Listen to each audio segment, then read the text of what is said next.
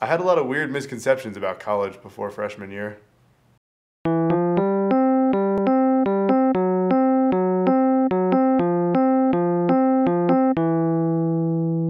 I met Greg on the first day of freshman year. He was locked out of my dorm. Locked out? Yeah, I lost my card. I got mine.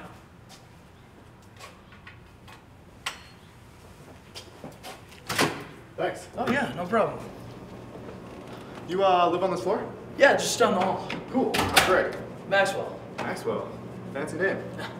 There's so many Maxes in this world. I feel like calling myself Maxwell gives me at least a shred of originality. Greg ended up hanging out with me for the rest of the day. Turns out he didn't even live in the dorm. He just said he wanted to meet other people. Laura and I weren't just freshman roommates. We somehow managed to choose the exact same class schedule. It made for an interesting semester. So, what do you think of Professor Locke? She's nice, but she's a crazy tough grader. Also, I think she likes you better. What? What are you talking about? No, she doesn't. You heard her last class after you made that point about the Prussians being better strategists. She was all, "Oh, Eliza, you're so right." No, she wasn't. And she's not sound like that. Is that an accent? Like, you make it sound like she's in love with me. I just think you're already teacher's pet, that's all. Shut up. I have no idea what I'm doing. And we both know who the better student is here, Miss A+ on the last paper. Laura was quietly the smartest person I knew at school. She hated to admit it, but she always had all the answers. Maxwell and I met Laura and Eliza on a particularly busy study night in the library. They let us share their study table. I thought college was supposed to be fun. Can't party all the time. It wouldn't be satisfying.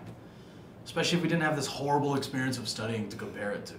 Max is right. We need pain for pleasure. I think he goes by Maxwell, Laura? Sorry. It's okay. You can call me Max. I just prefer Maxwell. That's right, and you have to put a little accent on the W. Maxwell wants to be as bougie as possible. Shut up, dude. I like it. It's original. Thank you, Eliza. Don't you mean Eliza? Ha. Maybe we should keep it down. Does anybody want any coffee? Yeah, I'll have one. What about you, Eliza? I'm okay. One coffee, please. I kind of meant who wants to go with me? I'll go with you. These two seem like they have a lot to do. Thank you.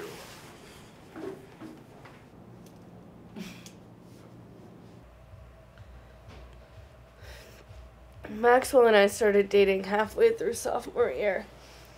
We woke up next to each other one too many times to call it casual. Good morning. Good morning, Eliza. Good night last night.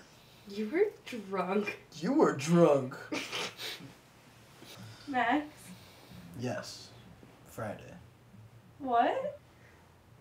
You were gonna ask if I wanted to go on a date with you, weren't you? I was gonna ask for my glasses. Oh. But Friday sounds good. If you had told me that I'd find myself in a serious relationship halfway through sophomore year, I'd tell you were crazy. I never could have expected all the ways my college friends would shape my life.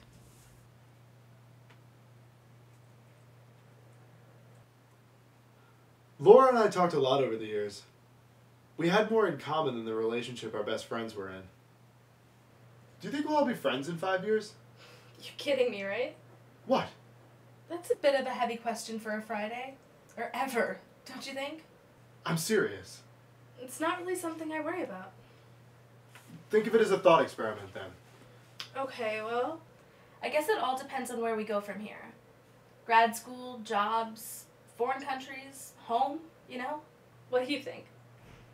My mom says she still keeps in touch with her college friends, but they've grown apart. I've never met any of them. We've got to make new friends at some point, right? Or maybe we'll all graduate and become hermits. We'll live out the rest of our days as lonely spinsters, experiencing nothing but emptiness and reruns of Survivor. Thank you very much for that. Like, are you seriously worrying about this?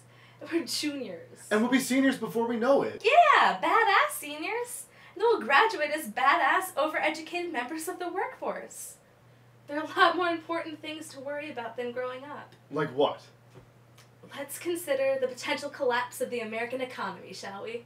Maybe we should start stockpiling food. I think you're onto something. At some point, Laura and I became each other's personal psychiatrists. It came in handy.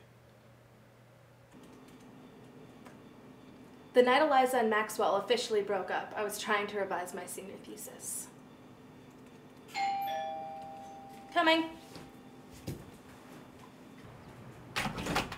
Where's your card? I lost it. How'd the talk go? It's over, Laura. Over? Yeah, I'm finished.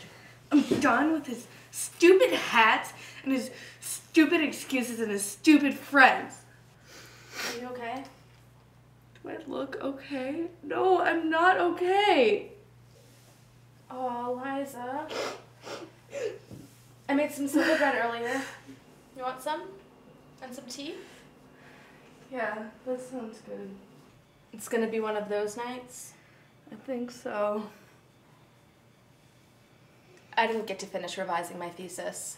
Eliza and I stayed up until 4 talking about how much she hated Maxwell. I had to pretend like we hadn't all been friends for years. When Eliza and I broke up, we realized that we had already applied to walk the stage at graduation together. That wasn't going to happen.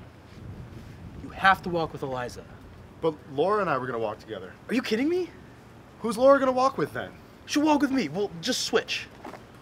Fine, but we'll have to talk to the girls. Yeah, I'm going to let you do that. Laura and Eliza were fine with it. In the end, it didn't really matter.